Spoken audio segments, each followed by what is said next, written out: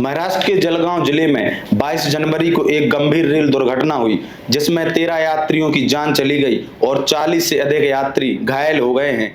आपको बता दें कि यह हादसा पाचौरा स्टेशन के पास माहेजी और परधाड़े के बीच उस समय हुआ जब लखनऊ से मुंबई जा रही पुष्पक एक्सप्रेस के एक कोच में आग लगने की अफवाह फैल गई। इस अफवाह के बाद घबराए यात्री ट्रेन से कूद गए और दूसरी ट्रैक पर आ रही कर्नाटक एक्सप्रेस की चपेट में आ गए।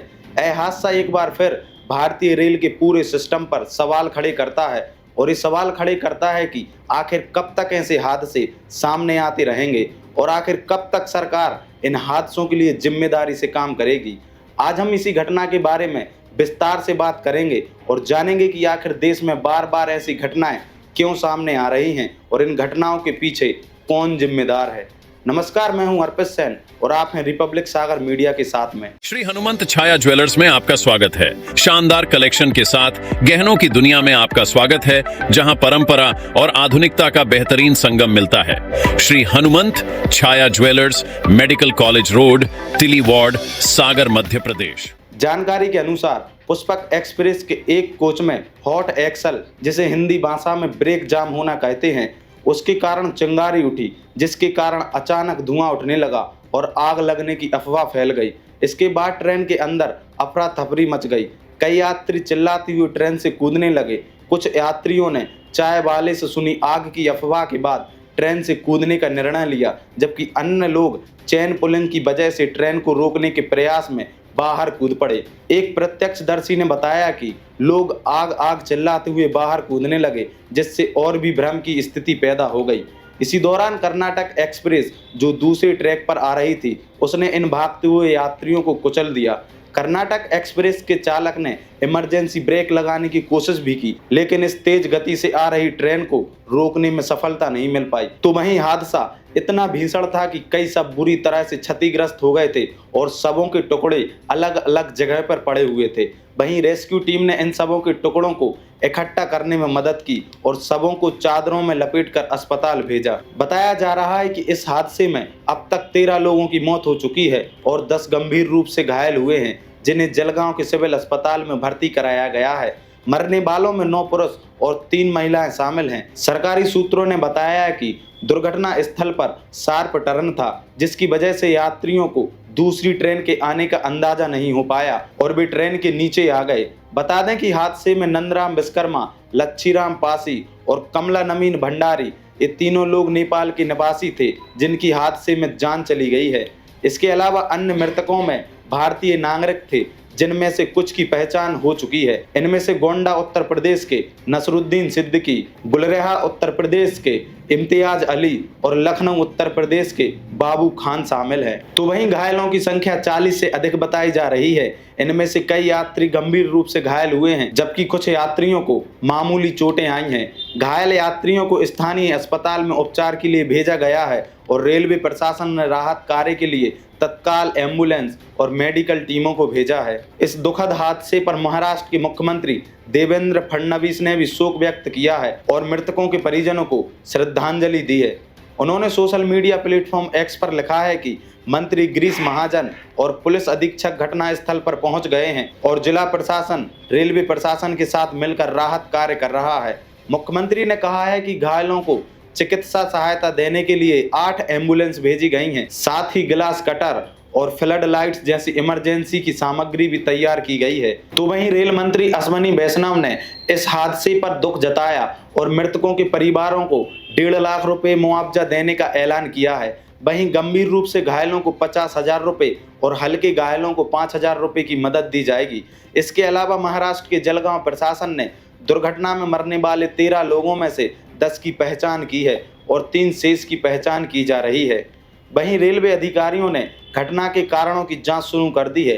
प्रारंभिक जानकारी के अनुसार हॉट एक्सल की समस्या के कारण ट्रेन में धुआं और चिंगारी उत्पन्न हुई। रेलवे अधिकारियों ने इस बात की पुष्टि की है कि घटना स्थल के पास शॉर्प टर्न था, जिसके कारण यात्रियों को दूसरी ट्रेन आने का अनुमान नहीं हो सका। इसके परिणाम स्वरूप यात्रियों में घबराहट फैल गई और वे कूदने लगे, जिससे हादसा और बढ़ गया। देखिए, यह सिर्फ पहला हादसा नहीं है, ऐसे ही हादसे पहले भी होते रहे हैं। आपको बता दें कि 19 अक्टूबर 2018 को पंजाब के अमृतसर में दशहरे का उत्सव मनाने के लिए बड़ी संख्या में लोग रेलवे ट्रैक पर खड़े थे। इसी दौरान एक ट्रेन ने कई लोगों को रौंद दिया था। बता दें कि ट्रेन के आने के बारे में जानकारी नहीं दी गई थी, इसलिए लोगों को भागने का समय भी नहीं मिला। वहीं इस हादसे में 60 से ज़्यादा लोग मारे गए और 100 से ज़्यादा लोग घायल हुए थे। तो वहीं 8 मई 2020 को कोविड-19 लॉकडाउन के दौरान महाराष्ट्र के औरंगाबाद में ट्रेन से कुचलकर 10 प्रवासी मजदूरों की जान चली गई थी। ये मजदूर दिल्ली से अपने घर लौटने के लिए महाराष्ट्र के औरंगाबाद स्थित रेलवे ट्रैक पर चल रहे थे और रात के अंधेरे में औरंगाबाद से मुंबई जा रही मालगाड़ी ने इन मजदूरों को कुचल दिया था। इसके अलावा 3 अक्टूबर 2021 को उत्तर प्रदेश के खुर्जा में खुर्जा जंक्शन के पास एक पैसेंजर ट्रेन में अचानक बिजली का स्पार्क हुआ, जिससे यात्री घबराकर भागने लगे। इस अफरा-तफरी में कई लोग गिरकर घायल हो गए। इस दुर्घटना में कुछ लोगों की जान भी चली गई, जबकि कई लोग गंभीर रूप से घायल हुए थे। तो वहीं यह हादसा न केवल भारतीय रेल के इतिहास में एक दर्दनाक घटना के रूप में दर्ज होगा, बल्कि यह सुरक्षा के मुद्दों पर भी गंभीर सवाल खड़े करता है। ट्रेन संचालन में उचित सावधानी, सुरक्षा उपायों का पालन और यात्री जागरूकता की कमी को लेकर कई चिंताएं हैं। वहीं इस दुर्घटना ने यह सिद्ध कर दिया है कि यात्री सुरक्षा को प्राथमिकता देने की आवश्यकता है और सुरक्षा मानकों में सुधार के लिए कदम उठाने चाहिए। आपके इस पूरे घटनाक्रम को लेकर क्या विचार हैं, कमेंट बॉक्स में जरूर बताएं। देखिए, जो कल अनफॉर्चुनेट हादसा हुआ था, उस हादसे में अब तक 13 लोगों के हताहत होने की जानकारी सामने आई है। इसमें से 7 जो हताहत व्यक्ति हैं उनकी पहचान कर दी गई है। इनमें से जो एक्स ग्रेशिया पेमेंट है वो पेमेंट 3 व्यक्तियों को दिया जा चुका है। जो व्यक्ति मृत हुए हैं, हताहत हुए हैं, उनको 1,50,000 रुपये, जिन व्यक्तियों को सीरियस इंजरी हुई है उनको 50,000 रुपये और जिन व्यक्तियों को सिंपल इंजरी हुई है उनको 5,000 रुपये का एक्स ग्रेशिया पेमेंट रेलवे के द्वारा दिया जा रहा है। आज शाम पे तकरीबन 5 बजे पुष्पक एक्सप्रेस जो पाचोरा के पास में पहुंचने के बाद उसका जनरल कंपार्टमेंट में कुछ आग हुई थी और उस पर कुछ धुआं भी आए थे।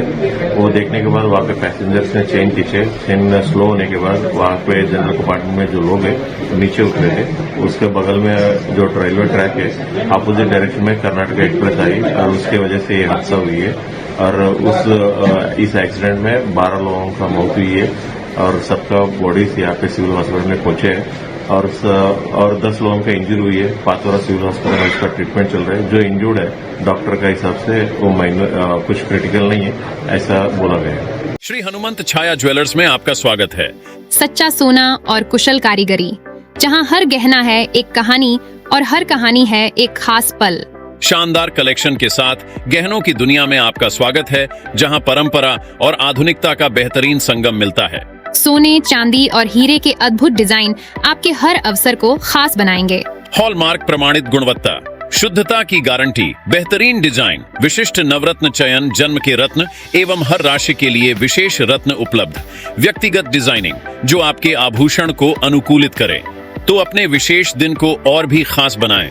श्री हनुमंत छाया ज्वेलर्स के नवरत्नों और हॉलमार्क ज्वेलरी के साथ हमारा पता है श्री हनुमंत छाया ज्वेलर्स, मेडिकल कॉलेज रोड, तिली वार्ड, सागर, मध्य प्रदेश। रिपब्लिक सागर मीडिया को सब्सक्राइब अवश्य करें और आप हमारी आने वाली सभी वीडियो को देखना चाहते हैं तो आपको उसके लिए घंटी जरूर दबानी पड़ेगी, ताकि आपको सभी वीडियो की नोटिफिकेशन समय समय पर मिलती रहे। रिपब्लिक सागर मीडिया पर जो भी वीडियो आएगा वह सच की कसौटी पर कसकर ही आएगा।